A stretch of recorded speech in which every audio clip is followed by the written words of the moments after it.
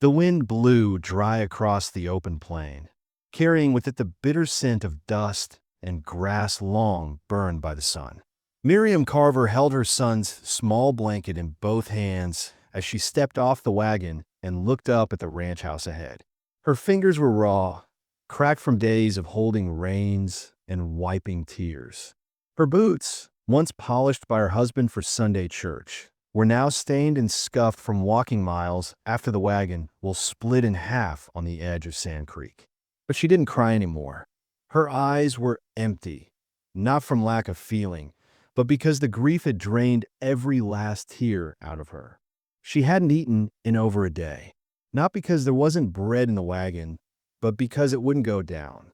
Her stomach turned each time she thought of her boy's last breath, how his chest rose once, then didn't again. Fever had taken him like a thief in the dark.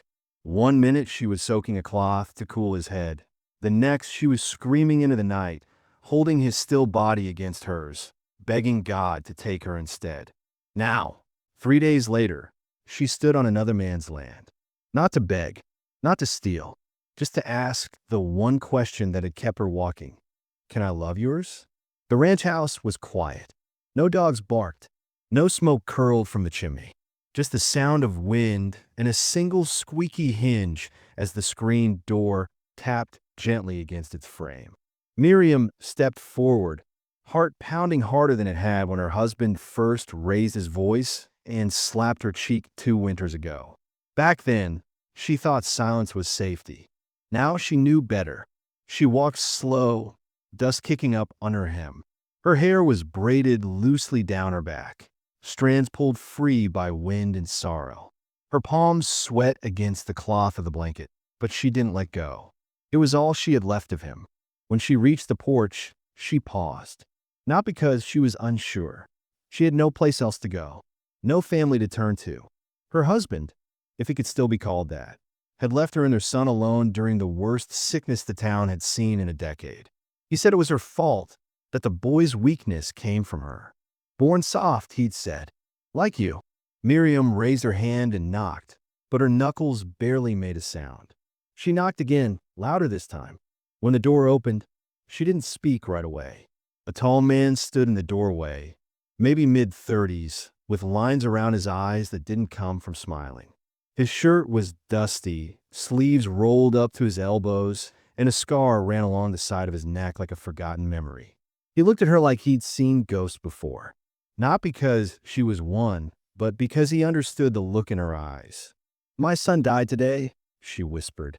He didn't flinch, didn't ask how or why, just stared for a long moment before stepping aside and saying, "Come inside." And just like that, something inside Miriam cracked. Not the part that had broken when her boy passed, but the wall she'd built up after. The one that said she couldn't feel again, that no one would care, that no one should. Inside the house, everything smelled like wood and tobacco. It was simple but clean. A fire hadn't been started yet, but the warmth from the sun still lingered in the walls. He offered her a chair without words, and she sank into it like her body had finally remembered how to sit still. He poured her water. She drank it slow, like each sip needed permission. He didn't ask her name. She didn't offer it. They sat in silence, the kind that fills a room when words are too sharp to use. After a while, a small voice called from the back of the house. "Daddy." A girl stepped out. She couldn't have been older than 6. Her blonde curls were messy, one sock down around her ankle. She rubbed her eyes and clutched a doll to her chest. When she saw Miriam, she paused, then walked over and leaned against the man's leg. "This is Ella," he said. "My daughter." Miriam's eyes welled again, not with grief, but with the ache of remembering. Her hand tightened around the blanket. "I'm Miriam," she said, voice rough from disuse. He nodded. "I'm Jacob." That was all. Outside, the wind picked up again, rattling the windows slightly. Miriam flinched. Her body had grown too used to fear. Any sound, any sudden movement, made her heart race like a rabbit's. "You hungry?" Jacob asked. She shook her head. "Not yet." He nodded again, not offended. He didn't push, didn't pity, just walked to the stove and struck a match, as if it were the most normal thing in the world to take in a broken woman and offer her peace. Ella climbed into the chair across from Miriam, watching her with quiet eyes too old for her face. Miriam tried to smile, but couldn't manage more than a twitch. The little girl reached out and gently touched the blanket. "That was his?" she asked. Miriam nodded. "He was little." 7. Ella tilted her head. "I'm 6, but Daddy says I act older." Miriam nodded again. Her voice wouldn't come. Jacob handed her a small plate with a slice of bread and a boiled egg. "Eat when you're ready," he said. Then he stepped outside, letting the screen door click shut behind him. Miriam stared at the plate. Her hands trembled. She wanted to eat, not because she was hungry, but because someone had been kind enough to give it to her. She broke the bread in half and took a bite. It tasted like nothing and everything at once. In the quiet, Ella hummed softly, brushing her doll's hair. Miriam watched her for a long while, imagining her son sitting in that chair, playing, laughing, alive. When Jacob came back in, his sleeves were wet. He'd been washing something out by the trough. Maybe his hands, maybe blood. He didn't explain. She didn't ask. That night, he offered her the small room by the back porch. She laid on the cot, blanket still in her arms. She didn't sleep, not really. Just closed her eyes and listened to Ella breathing down the hall, to Jacob pacing quietly near the kitchen, to the wind pressing against the walls like it wanted in. She didn't know what would come next. She didn't know if she'd stay. But for the first time in days, she didn't feel like dying. Somewhere in the deep dark of the night, she whispered into the blanket, "I'm sorry, baby." Outside, coyotes cried, and the moon watched it all. The morning came slow and quiet. Miriam woke before the sun, as she had for years, but it took her a moment to remember where she was. The small cot beneath her, the faint smell of ash and soap, the sound of a chicken clucking just outside the window. It wasn't home. Her home was gone, buried in the shallow grave beneath a sycamore tree 3 towns east. She sat up and folded the blanket gently, laying it across her lap like it might still carry warmth from her son's small body. Her hand stayed there a while, unmoving. Then she stood, walked barefoot across the wooden floor, and opened the door to the main room. Jacob was already outside. Through the window, she could see him leading a mule to the barn. Ella was still sleeping, curled up on the sofa with the doll tucked under her chin. Miriam didn't touch her. She walked into the kitchen and began moving slow, careful not to make noise. She filled the kettle and set it over the fire, like she'd done 1,000 times before in a different life. Later that morning, a wagon rolled up, its wheels creaking and coughing through the dirt. A woman jumped down before the wagon, even stopped fully. Her red skirt flared behind her as she marched toward the house, jaw tight and boots stomping. "Jacob," she called. "You in there?"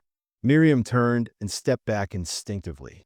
The woman noticed her instantly and stopped cold. Her eyes narrowed, flicking up and down Miriam's thin frame, the pale face, the collarbone that looked too sharp. "You're not one of the hands," the woman said flatly. Jacob emerged from behind the house, wiping sweat from his neck with a rag. "Morning, Judith." Judith didn't answer. She looked at Miriam again, then back to Jacob. "You taking in strays now?" Jacob didn't blink. "She's staying a few days." "That's so." Her tone was light, but it sat heavy in the air. "You don't usually keep company." Jacob didn't answer. He walked past her and unlatched the barn door. Judith stood there for a moment, lips pressed tight, then looked back at Miriam. "You got a name?" she asked. "Miriam. H.M. I'd say nice to meet you, but I don't like lying before noon." With that, she turned and followed Jacob to the barn. Later, Miriam learned that Judith owned the general store in town and had known Jacob since they were kids. People said they'd once been sweet on each other, but Jacob never spoke of it, and Judith seemed to carry a chip on her shoulder too sharp to be softened by old love. She came by every few days with feed or supplies or some reason to scold Jacob for not needing her anymore. Ella didn't like her much. "She smells like pepper and talks like she wants to hit someone," the girl whispered once while Miriam brushed her hair. By the second day, Miriam had taken over the kitchen and laundry without being asked. She didn't know how else to repay the quiet. Her hands needed something to do, and the silence inside her needed a place to go. That's when she met Eli. He showed up just before supper, a rifle slung over his back and a dead rabbit in his hand. He looked about 20, tall and lean, with a crooked grin that didn't quite reach his eyes. His hair curled around his ears like he hadn't seen scissors in months. "Who's the ghost?" he asked when he spotted Miriam near the stove. Jacob didn't look up. "Her name's Miriam. She your kin?" "No, friend. Guest." Eli gave a slow nod, studying her like he was used to figuring people out before they spoke. He tossed the rabbit onto the counter like a gift. "You cook." "I can." "Good. I don't trust Jacob with meat. He'd burn a stew if you let him." Later, as the rabbit cooked and the smell filled the house, Eli told stories about the old days, how he and Jacob had worked cattle together, how he once kissed the preacher's daughter during a storm, how he used to be afraid of goats. Miriam listened quietly. She didn't speak much, but Eli didn't seem to mind. He liked the sound of his own voice. As days passed, the rhythm of the house began to change. Ella followed Miriam around like a shadow, asking questions about cooking and braiding and the little songs Miriam used to sing to her son. Jacob worked longer hours outside, saying less and watching more. He noticed things like how Miriam winced when someone raised their voice, or how her eyes darted toward the door when she heard a wagon approach. He said nothing, but he moved slower when he entered a room, gentler, like he didn't want to startle her. Judith returned again, and this time she brought news. "There's talk in town," she said, dropping a sack of flour on the table. Someone asked if Jacob was housing a fugitive. Miriam's stomach turned. She looked at Jacob, but his face didn't change. "Some man came through yesterday," Judith continued. "Said he was looking for a woman with red hair and a dead child." Silence hung in the room like smoke. "I told him I hadn't seen anyone like that," Judith said slowly. "But he'll be back." Miriam turned away, hands gripping the edge of the counter. After Judith left, Jacob sat beside Miriam at the kitchen table. His voice was quiet. "Was it your husband?" She nodded once, then again, slower. "He said if I left, he'd find me." Jacob didn't press for details. But that night, he cleaned a rifle and moved it closer to the front door. The next morning, Eli found a letter pinned to the barn door with a knife. It was a single sentence written in charcoal. "I know she's there."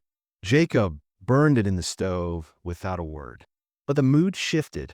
Ella wasn't allowed outside alone anymore. Miriam couldn't sleep. She took to sitting on the porch after dark, watching the road, heart thudding at every distant sound. Eli grew tense too. He stopped cracking jokes. He began walking the perimeter of the ranch after supper, eyes sharp, boots silent. One night, Miriam found him sitting on the porch steps, carving something into a piece of wood.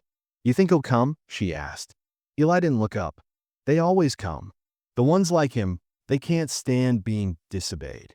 Miriam hugged the blanket closer. "He blamed me. Said the boy was weak because I coddled him. Said I cried too much. Made him soft." Eli's jaw tightened. Some men only know how to hurt. They think pain proves they're strong. She looked down. "I just wanted to protect my son." "You did," Eli said quietly. "You brought him peace in the end. That's more than most ever get." Miriam didn't answer. But that night, she slept a little deeper. Behind the silence and small comforts, something else had begun to take root. A quiet bond between her and Ella, a steady trust between her and Jacob, a flicker of loyalty from Eli. But trust was fragile, and danger was growing. Jacob knew it. Eli felt it. And somewhere out on that dusty road, a man with revenge in his heart was getting closer. The days grew hotter, the wind heavier with the smell of dry earth, and something harder to name. Restlessness, maybe, or dread. The kind of feeling animals get before a storm, when the sky looks clear but the air says different. Miriam felt it in her chest. The way Jacob stood quieter than usual. The way Ella asked more questions, like she could hear the grown-ups thinking. The way Eli stayed up all night, sleeping only when the sun came out, rifle in hand, boots still on. Then came a third note, nailed to the fence post with a bloody rag tied around it. Miriam found it early, before Ella woke, before Jacob stepped out to feed the livestock. She didn't scream, didn't cry, just stared at the words scrawled in black ink. Your place is with me. You know it. She burned it before the others could see. But the message was already under her skin, crawling, pulsing, reminding her that peace was borrowed. That no matter how far she ran, some men didn't forget. Later that afternoon, Miriam sat on the porch, shelling peas beside Ella, trying to keep her hands from shaking. Jacob was mending a gate, hammering slowly, thoughtfully. The sound echoed too loud in the stillness. Eli hadn't come back yet from his morning ride to check the west pasture. Judith arrived again around midday. This time, she brought more than flour and rumors. She brought a man, Sheriff Abel Crane. He was built like a fence post, thin, weathered, with deep lines around his mouth and a pair of eyes that looked like they'd seen one too many hangings. His voice was quiet, but it carried weight. I need to ask a few questions, he said as he stepped off his horse, tipping his hat. That all right, Jacob? Jacob met his eyes evenly. We can talk. They moved inside. Miriam didn't follow, but Ella sat still on the step beside her, not speaking, just squeezing her hand. After 20 minutes, the door creaked open again. Sheriff Crane stepped out, then looked at Miriam for a long time. Not like he was judging her, but like he was trying to understand what she wasn't saying. You lost your son recently? He asked. Miriam nodded once. Yes, sir. That's a heavy loss. She said nothing. She didn't have words for it anymore. He stepped down the porch, mounted his horse, and gave Jacob one last look. Keep her safe, if that's your plan. Jacob didn't respond. The sheriff rode off, trailing dust behind him. Judith stayed behind, arms crossed, jaw tight. You planning on keeping her forever? She asked, not kindly. Jacob set down his hammer and met her eyes. She's not hurting anyone. Judith laughed under her breath, but it wasn't amused. That kind of woman brings trouble like flies to a carcass. You think she'll save you? You think letting her into this house makes you whole again? Miriam stood slow. Her voice was steady. I didn't ask to be saved. Judith turned on her, fury flaring in her face. Then why are you here? Why show up at his door? Why bring your grief into a house that was finally getting quiet? Jacob stepped between them. Enough. Judith looked at him like he'd just driven a nail through her heart. I waited years, Jacob. I waited while you buried your wife. I waited while you locked yourself in this ranch. And now you open the door for a stranger? Miriam backed away. She hadn't known about a wife. She hadn't asked. But now that word, buried, sat in her chest like a stone. Judith stormed off, leaving behind silence that hung between Miriam and Jacob like a curtain neither could lift. That night, Eli didn't return. By morning, Jacob saddled his horse and rode out with tight eyes and a harder grip than usual. Miriam stayed close to the house, pacing, hands twitching. Ella knew something was wrong. She clung to Miriam's skirt without saying a word. By afternoon, Jacob returned, but not alone. He came back with Eli, bloodied, limping, a welt on his temple, and a long cut across his cheek. He was conscious, but barely. Ambushed, Jacob said as he helped him down. Near the creek bed, someone was waiting. Eli groaned as Miriam pressed a damp cloth to his head. Didn't see him, just heard boots, then something hit me from behind. Ella sat quiet in the corner, wide-eyed, hugging her doll like it could stop the world from falling apart. Miriam looked at Jacob. You think it was him? Jacob didn't answer, but his jaw was set like stone, and his hand never strayed far from the rifle leaning by the door. They locked up tighter after that. No one went out alone. No one slept without a weapon nearby. A few nights later, Miriam couldn't sleep. She stepped out onto the porch, wrapped in a shawl, and found Jacob already there, sitting in the dark with his boots on the railing, eyes scanning the open plain. "You didn't tell me about her," Miriam said softly. "You didn't look at her. Didn't seem fair. What happened?" He took a long breath. "Fever. Same as your boy. 2 years ago. Ella made it. She didn't." Miriam sat beside him. The night was quiet, except for the creak of wood and the low hum of insects. "I should have died with him," she whispered. "Sometimes I wish I had." Jacob didn't flinch. "Sometimes I wish I'd gone first, so I wouldn't have to watch her go." They didn't speak for a long while. There was nothing left to say. The twist came the next morning. Miriam woke early, something clawing at her stomach. Not fear, instinct. She stepped into the main room and saw the door ajar. Just slightly. Not wide. Not broken. But unlocked. She knew Jacob locked it every night. Always. She called out quietly. No answer. Ella's room was empty. Panic flooded her. She ran to the back door, then out toward the barn. No sign of Jacob. No sign of Eli. But there, near the chicken coop, was Ella's doll. On the ground, face down in the dirt. She dropped her knees, hands shaking, and picked it up. Then she heard a voice behind her. "You took what was mine." Her heart dropped. She turned slowly, and there he was, standing 10 feet away, looking exactly like the last time she saw him. Cold eyes, sharp mouth, and the same thick belt wrapped around his waist like a badge of power. Miriam's throat clenched. "Where is she?" He smiled. "She'll be fine, unless you make me angry." She backed up a step, tried to stay calm. "Let her go. You left me, Miriam. Took the wagon, took my son's name, and ran. That ain't something a woman gets to do. He died because you left us to rot." She spat, voice cracking. "You didn't bury him. You didn't even look at him." He stepped closer. "You poisoned him with your softness. You made him weak." "No," she said louder now. "You made him scared." A sound cracked behind him, a boot against gravel. Then a shot rang out. He dropped to the ground, blood spilling from his shoulder. Jacob stepped forward, rifle raised, eyes blazing. "Let her go." Ella came running from behind a haystack, eyes wide with terror, sobbing. Miriam caught her in her arms and held her like the world might break again. Eli limped into view, pistol drawn, face grim. "Next time, I shoot his head."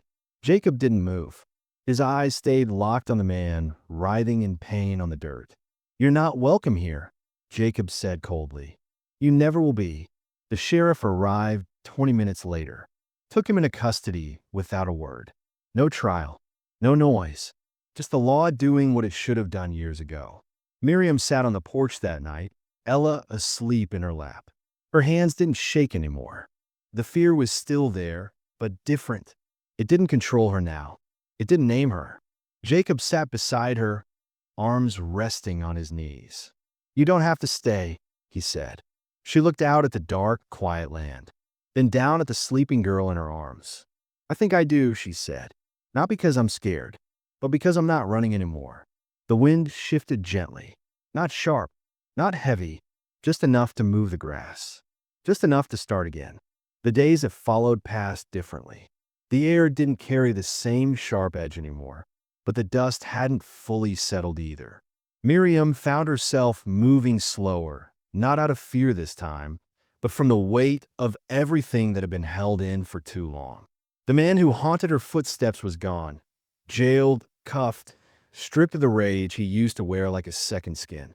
But the damage didn't leave with him. It lingered in the quiet moments, in the space between breath and memory. Ella clung to Miriam more than before. The girl wouldn't sleep unless Miriam lay beside her, wouldn't leave the house unless someone held her hand. She had nightmares, short, choking cries in the middle of the night, followed by questions Miriam didn't always know how to answer. "Will he come back?" Ella whispered one night, voice trembling in the dark. "No," Miriam said softly, brushing back her hair. "He's not ever coming back." "But how do you know?" Miriam hesitated, then said the truth. "Because this time, we're not afraid anymore. And men like him. Fear is all they have." Ella stared at the ceiling a while longer before finally drifting off. Miriam didn't sleep that night. She sat in the dark, holding the small bundle of her son's blanket in her lap, realizing she hadn't let it go since the day she arrived. Jacob had grown quieter too, but it wasn't the same kind of quiet he had before. It was deeper now, worn, maybe even tired. He fixed the fence posts, chopped wood, worked the horses, but his hands moved like he was thinking of something else the whole time. Eli was healing, the wound on his cheek now a red line across his skin. But even he wasn't quite the same. He checked the gates twice as often, walked the perimeter even after the sheriff swore the man wouldn't see daylight again for years. And more than once, Miriam saw him glance toward her with a look that wasn't suspicion, but something closer to worry. There were unspoken things between all of them now. Unhealed things. Judith didn't come back for nearly 2 weeks. And when she did, she didn't storm the porch or raise her voice. She just walked up the path, basket in her hands, and stood by the door until someone opened it. Miriam answered. Their eyes met, and the old tension returned for a split second, until Judith said, I brought peaches. Figured Ella could use something sweet. Miriam nodded. She'll like that. Judith stepped inside without asking. She set the basket down on the counter, then looked around the kitchen like she was seeing it for the first time. You did something to the curtains, she said. I'll wash them, Miriam replied. Judith gave a small, tired smile. Well, they look better. They didn't talk much that afternoon. But when Judith left, she didn't slam the door. And she nodded toward Miriam before stepping down the porch, which was more peace than either of them had known in a long while. Still, something inside Jacob seemed to fray little by little. Miriam noticed it most at night when he sat out by the barn long after the work was done, staring out over the pasture. She joined him once, wrapped in a shawl, offering him half a cup of coffee. You haven't said much, she murmured. Nothing worth saying, he replied. That never stopped you before. Jacob let out a breath. I let him get too close. I saw the signs. I just didn't want to believe them. Miriam shook her head. You're not responsible for what he did. I'm responsible for what happens here, Jacob said. To Ella. To you. I let someone dangerous walk right into my land. Miriam stared into the dark. Then we both failed, because I let him into my life, into my son's life. I let him teach me how to disappear instead of fight. Jacob turned to her. You didn't disappear. You got out. You protected yourself. Protected Ella. That takes more guts than most men I've known. She wanted to believe that, but believing something and feeling it were two different things. They fell into silence again, but this time it wasn't heavy, just tired. Then a letter arrived. Sheriff Crane rode in one morning with dust on his coat and a thick envelope in his hand. Came from Denver, he said, handing it to Miriam. Legal papers. Miriam opened it with shaking hands. It was her husband's plea, a formal statement denying the charges, demanding her testimony, asking for custody of any child in her care. Her stomach turned at the words. He wasn't just trying to escape judgment. He was trying to twist it, to turn her into the villain. Jacob read the letter after her. His face darkened as he folded it back up. They can't make you go, he said flatly. Miriam didn't answer. That night, after Ella had fallen asleep, Miriam sat at the table while Jacob poured 2 small cups of whiskey. The air was thick with questions. If I testify, Miriam said slowly, he'll try to break me down in front of a room full of strangers. He'll say I abandoned him, that I made it all up. He can try, Jacob said. Miriam nodded. And if I don't go, if I let the courts handle it, he might get out. On some technicality, some twisted wordplay. You'll do what you have to, Jacob said quietly. But I'll be standing behind you either way. Miriam looked at him, eyes stinging. Why? He didn't blink. Because people like us, people who've lost something, we don't just survive. We carry others with us. The next morning, Miriam went to the sheriff's office and gave her statement. She sat in a cold chair across from a man who asked questions without blinking and told him everything. The beatings, the blame, the sickness, the silence. She didn't cry. Her voice shook only once. When she returned, Ella ran to her and wrapped her arms around her waist like she hadn't seen her in years. Miriam held her tightly and whispered, "It's over." But it wasn't. Not really. The external threat was gone, but the wounds inside were harder to name. The relationship between Miriam and Jacob began to shift, closer, but also uncertain. They walked near each other in the barn, their hands brushing, their shoulders bumping, but never speaking of what had been growing quietly between them. One night, after a long silence, Jacob finally said what had been sitting between them for weeks. "I haven't loved anyone since my wife." Miriam's heart jumped. "I haven't trusted anyone since mine." They stood there just breathing. "But I'm starting to," he said, so low it barely counted as speech. She looked up at him. Her voice was small. "Me too." That night, they didn't kiss. They didn't need to. They just sat together by the fire, not talking, just sharing the quiet like it belonged to both of them. But the peace didn't last. A letter came a week later. Her husband had taken his own life in jail. Miriam stared at the words, hand trembling. She didn't cry. She just folded the paper and laid it down like it had no weight. Jacob was silent when she told him. Eli just nodded slowly, then poured her a drink. But later, alone, Miriam finally broke. She ran into the field behind the barn and screamed. Not out of grief, but rage.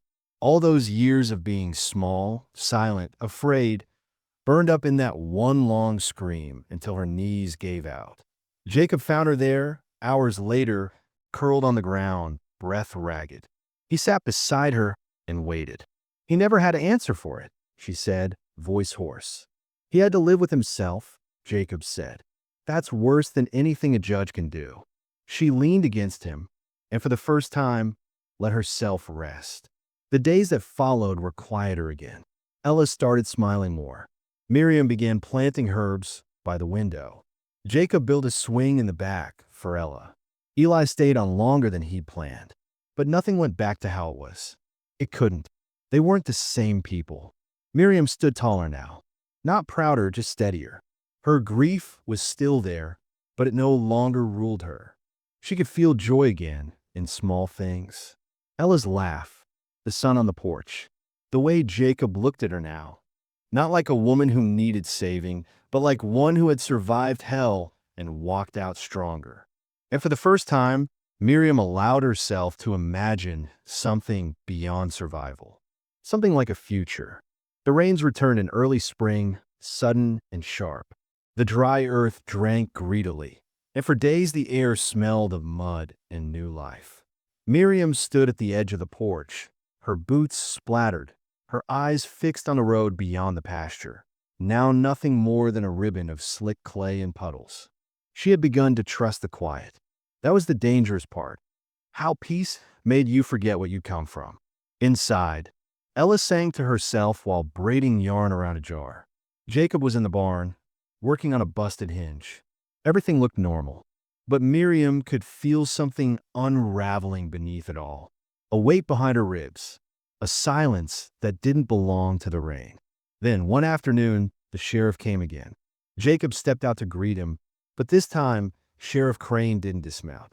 He held out a small envelope and said only one thing. I thought she'd want to see it. Miriam opened it on the porch. A single letter folded twice. Neat handwriting. Not her husband's. Someone else's. Your husband owed money, more than he admitted.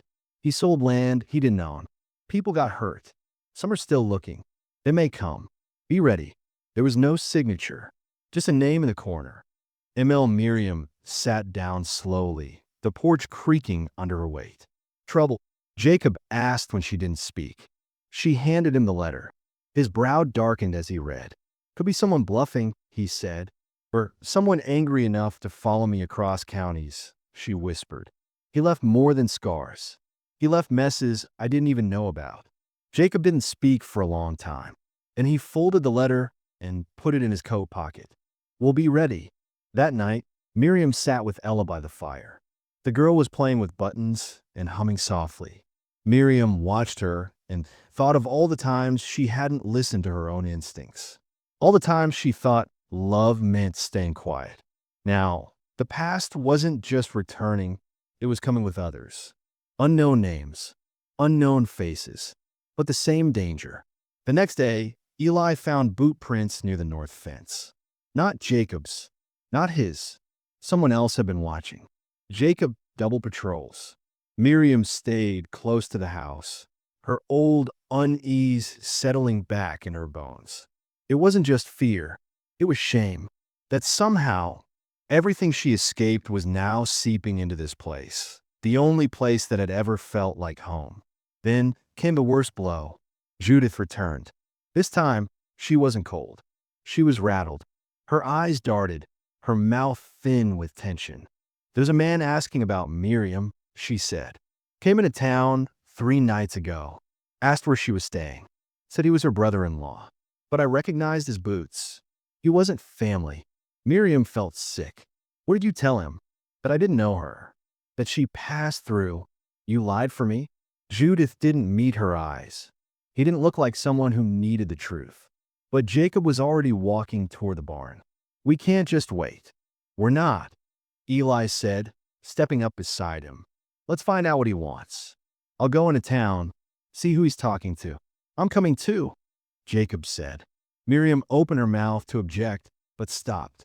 They needed to know. 2 days passed. Long, slow days where the wind didn't stop and the clouds never lifted. Miriam barely slept. She walked the perimeter, kept the rifle near the porch, made Ella sleep with her again. Then, finally, they returned. Eli was bruised. Jacob's shirt was torn at the sleeve. He wasn't alone, Eli said. They've been following her longer than she thinks. Jacob dropped a bundle on the table. Papers, torn letters, a map with red markings around the Carver homestead. "He worked with 2 men, Jacob said. Loan sharks. When your husband died, they lost their leverage. Now they're looking to collect." Miriam's stomach twisted. "But I didn't know. I didn't sign anything." "You're all that's left," Eli said. "They want someone to pay." That night, the wind howled. And in the dark, Miriam did something she hadn't done since her son died. She prayed. Not for safety, not for mercy, but for strength. Because the woman she'd been, the one who ran, who begged, who hid, was gone. The next morning, she rose before the sun. She pulled on Jacob's old coat, took the rifle, and saddled one of the horses. "I'm going to the sheriff," she told Jacob. "I want this handled, not hidden." He didn't stop her. But as she mounted up, Judith stepped forward. "Don't lie for him anymore," Miriam said, eyes burning. "Not even in death." Judith stared back. "I lied for you, not for him, because I see now what I couldn't before." "What's that?" "That maybe I never loved Jacob," she said bitterly. "Maybe I just hated seeing someone else do it better." The words hit like a slap. Miriam rode off in silence. At the sheriff's office, she laid it all bare. Every threat, every letter, every name she could recall. But what she didn't expect was the sheriff's reply. "There's more," he said. "Your husband forged your name on those land papers. That makes you liable, if the courts believe it." Miriam felt the floor tilt. "But I never signed anything." "I believe you," Crane said. "But courts like paper more than people." She left the office with her head high, but her steps unsteady. By the time she returned, night was falling, and the house was in chaos. Ella was missing. The gate had been left open. A set of tracks led east, small prints hurried, and a larger set beside them. Jacob was already on horseback when Miriam arrived. She was outside, feeding the goats, he said. Eli found the prints. Miriam mounted up, fear clawing her chest. They followed the tracks for miles through brush and trees, across dry creek beds and up rocky slopes. Finally, they saw smoke, a small campfire, and beside it, Ella, sitting still, silent, and a man. Miriam froze. She didn't recognize him. Not at first. But then the man stood, his hair slicked back, a long scar over his left eye. He grinned. "You're the widow," he said. "Didn't expect you to be so pretty." Jacob raised his rifle. "You touch her." The man raised his hands. "She came to me. Said her mama was scared. Said she wanted to help. Smart little thing. Miriam's heart ached. Ella hadn't been taken. She tried to fix what she didn't understand. Let her go, Miriam said, stepping forward. Sure, the man said, if you give me what I'm owed. You're owed nothing. I got papers say otherwise. I don't care about papers, Miriam said. He laughed. Then maybe you care about blood. And before anyone could blink, he drew a pistol. A shot rang out. Miriam flinched, but it wasn't her who fired. Ella had. She held Jacob's smaller revolver, the one he taught her use last month when Miriam wasn't looking. The man fell, dead. Ella dropped the gun and screamed. Miriam ran to her, wrapped her in her arms, crying so hard she couldn't breathe. Jacob stood over the body, silent, eyes full of something between pride and sorrow. Later, as the sheriff took the body and the sun rose again, Miriam sat with Ella in the back of the wagon. She saved us, Jacob said. No, Miriam replied, brushing Ella's hair. She saved herself. But Miriam knew something had changed forever. Not just in Ella, but in all of them. In surviving, they had crossed a line. They weren't the same family they'd been the day Miriam knocked on that door. Now, they were something harder, something forged by fire. And though the peace that came after would be quieter, deeper, more real, it would never be simple. Because sometimes redemption costs more than you expect. And sometimes survival demands more than you thought you had to give. The morning after the storm, Miriam walked the perimeter of the property in silence. The earth was still wet from rain, the air thick with the smell of smoke and pine. Ella's footsteps followed behind her, lighter now, cautious. Neither of them spoke for a long time. They didn't have to. Some things, once seen, didn't need words anymore. Jacob had fixed the back gate already. The spot where the man fell had been cleared, but the blood had soaked into the dirt. You could clean the surface. You couldn't undo what had been done. Inside the house, things had shifted. Ella didn't ask questions about the man she shot. She didn't cry about it either, not in front of Miriam. But some nights, Miriam heard her whisper in her sleep. Small, frightened sounds. That's when she'd leave her own bed and climb in beside her daughter, arms wrapped around her like a promise. She would not lose this child too. Not to death. Not to guilt. The sheriff called it self-defense. He didn't press charges. The body was taken, the papers burned. Whatever debt Miriam's husband left behind had died with the man who came to collect it. But peace wasn't something that returned overnight. It came in fragments, like sun breaking through clouds. Judah stopped coming around. Maybe it was shame. Maybe she'd finally accepted that Jacob had never belonged to her. Not really. And Miriam didn't miss her. Instead, she began to focus on the small things. Fixing the roof with Jacob. Baking again. Teaching Ella to read by lamplight. Life tried to go back to what it had been, but it couldn't. Not entirely. They had all crossed too many lines. Bled too much truth. Jacob was quieter now. He watched Miriam more, like he was trying to understand how much she'd truly been carrying before she ever set foot on his land. He didn't ask for more than she gave. He didn't press. But his presence was a kind of anchor, and Miriam, who once swore she'd never trust another man, found herself leaning into it. One night, as they sat by the fire after Ella had gone to bed, Jacob looked at her for a long time before speaking. I used to think loving someone meant keeping them safe, he said. Miriam didn't look away. And now I think it means seeing the worst in them and still staying. She swallowed hard. You've seen the worst in me. He smiled, but it was sad. I've seen the truth. That's more than most folks ever show. She didn't answer. But later, when he reached for her hand, she didn't pull away. Months passed. Spring turned to summer. Ella began to smile again, soft, careful smiles at first, then the louder kind that made Miriam cry when no one was looking. She learned how to ride a horse on her own. She drew pictures of the ranch, filling up scrap paper with sun and sky and fences that stretched forever. Miriam started writing again. Not letters, stories. Pieces of memory, rewritten. She didn't know if she'd ever share them. But it helped. Like sewing up holes in a coat she didn't want to throw away. One evening, a letter arrived. No return address. Just a folded note inside. I was one of them. I stood by when he beat you. I said nothing when he threatened your boy. I've lived with that shame for years. I hope this letter finds you safe. I hope you forgive yourself, even if you never forgive me. It wasn't signed. Miriam read it twice, then placed it in the fire. She didn't need to keep the ghosts. Just acknowledge them.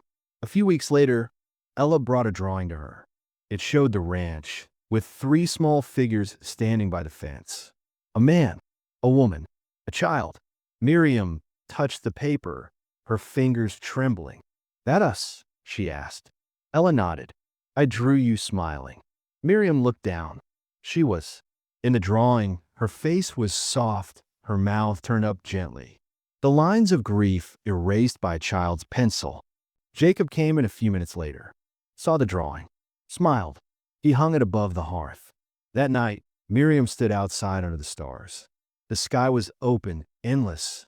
She thought of her son, of the boy she'd buried and the man who had put him in the ground by neglect, by cruelty, by ignorance. She whispered his name, not in grief, but in peace. "I'm sorry," she said to the sky. "I did the best I could, and I'll do better now."